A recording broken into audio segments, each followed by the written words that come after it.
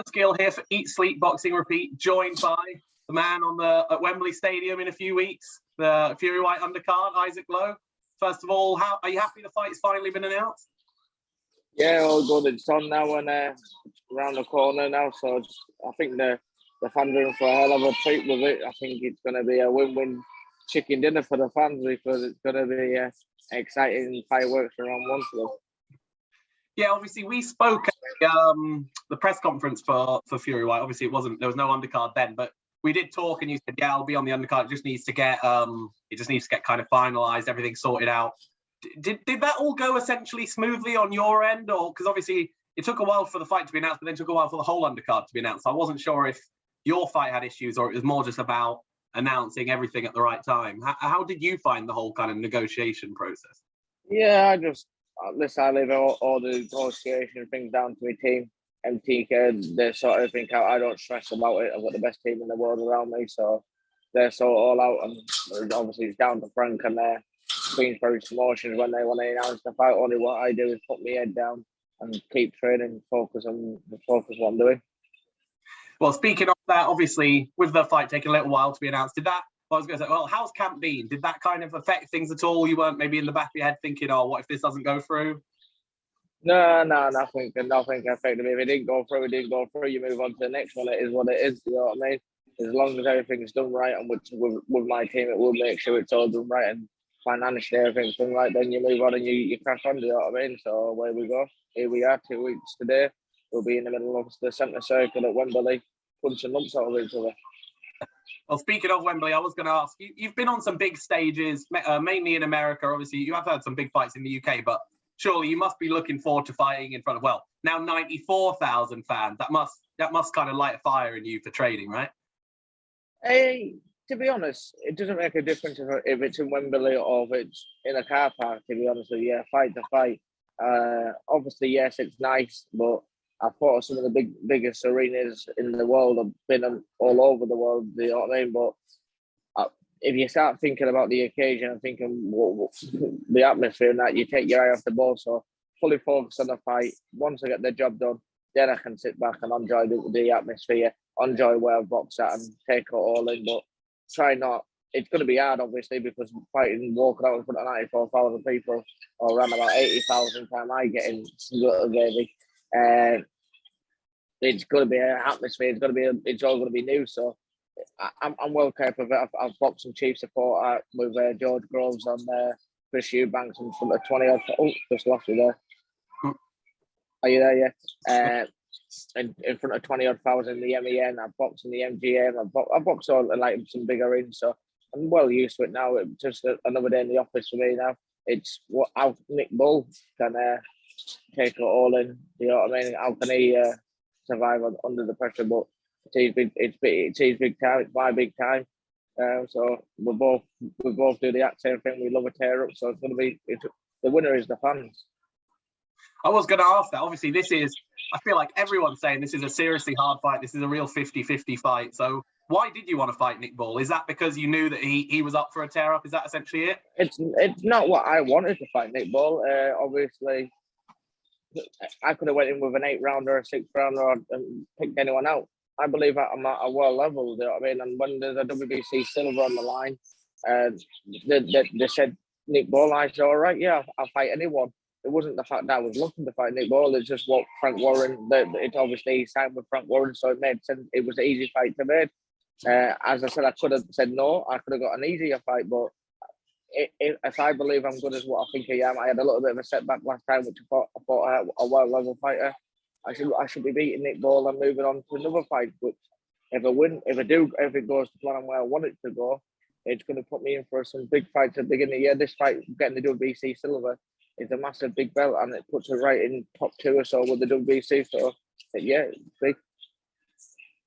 Yeah, obviously, speaking of your last fight, I was going to come on to it. It was sadly a loss, and it feels almost like a little while ago, but it really wasn't that long ago when I actually looked at the dates. Did you purposely think straight after that fight, like, I want to get back in quickly? I mean, I imagine that's your kind of mentality. Just jump in as soon as possible. It was hard to take, to be honest with you. Obviously, fighting, I didn't find a eliminator, and suffering my first defeat, and then suffering my first time I've ever been hurt, my first time I've ever been dropped or took a standing eight, anything like that. Do you know what I mean? So it was all new occasion to me.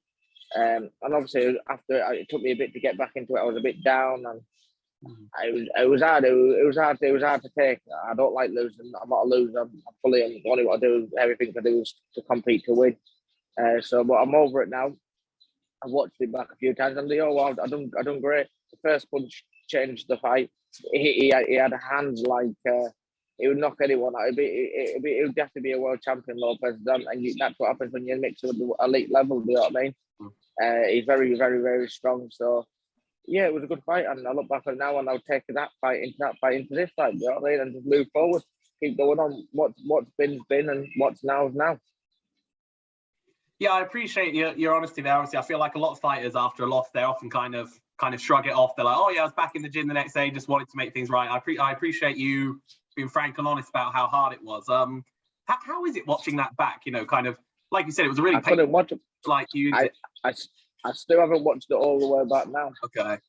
You just have seen the shot in the first that really that knocked you out. It was very hard to take. I said I'm a winner. I don't like losing, and just to see him getting put down like that. To be honest, I don't think you would have seen anyone else would have got up from that, especially from that first shot. It was a pretty big shot, and it was very tough. It was probably the toughest fight, biggest puncher by far I've been in. But listen, I've watched a bit of it back, and apart from the knockdowns, I was getting back into the fight. I think I was winning the fight. I was beating him at his own game, which me inside work with anyone. I rate myself going toe-to-toe with anyone. I'm strong. Just he got me with a good shot, and that was it. And that was the end of the fight. But you learn from mistakes, and you take on your chin. Now I've dusted it off, back working, and I'm feeling good. I'm feeling strong. I'm ready to unleash on the 23rd of April. Are you glad? I feel like there's been a slight move in the last couple of years away from kind of overvaluing the undefeated record. And I recently heard Lou DiBella once say he could get a ham sandwich to 15-0. I just think, are you happy that like things like that, like you got caught with a shot, you're in there with a top fighter? Are you glad that are you hoping that we're moving towards an area where people can see that that's not kind of a career-defining thing, that we can have the top fighters mixed up, you know, the best fight the best, and they win and lose, go again? Yeah, of course. Listen, if like I said, I could have went and boxed someone with a padded record and done this and come back and make a look good and move on again. But if you don't trust yourself and don't test yourself, you're never gonna know. And then when you do fight these elite level people, you get found out and look like a pig. You know what I mean? So it's the name of the game. If you can't go somewhere without getting wet, so get in there, give it your best. And if you're good enough, you're good enough. You're not, that's it. Move on to the next one. You win, you lose, and you draw. So I've done all of them. So no skin off my back. So I'm happy. I'm in a very good place. I'm sat here in Miller and Carter, about to have a nice big steak on a Saturday afternoon, 2 weeks before the fight. Feeling very happy, on weight, and ready to get in there in a couple of weeks' time, and ready to hopefully show people what a really good I am. And I've got a really worthy opponent in front of me, Nick Bolo, who's going to come and try and take my head off, and I'm going to try and take his head off and make the best man win. So how can he? Thanks, sorry, mate. Be a bit of food coming down. It's how can he? How it's all about where I should be using my experience.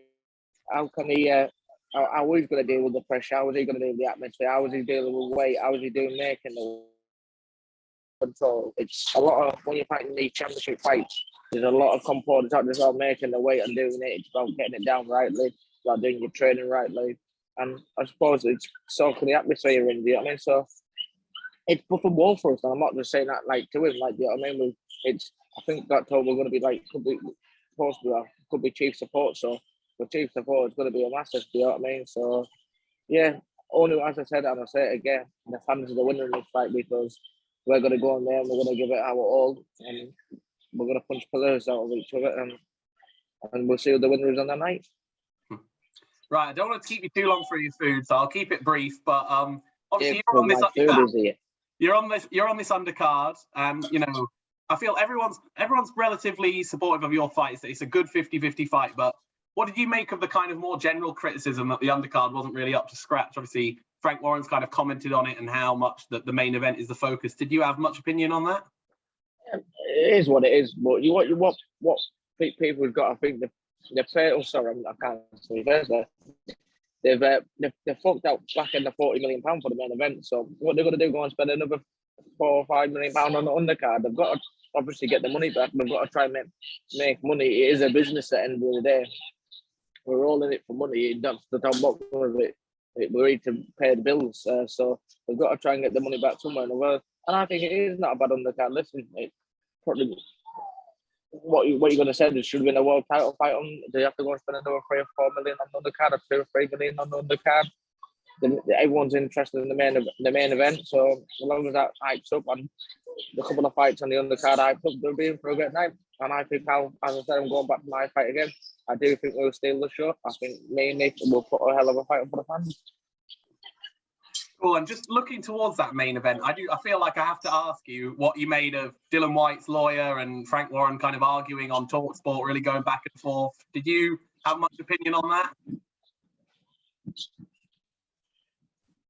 Don't really care. Fair play. And do you know if Tyson had any cared about it? Has he, or more generally, you know, with Dillian's kind of lack of cooperation, you know, staying in Portugal, has he had much opinion on that, or is he just training, doing his own thing as well, basically? Just knuckle down, training. That's down to the promoters and lawyers to do what they need to do.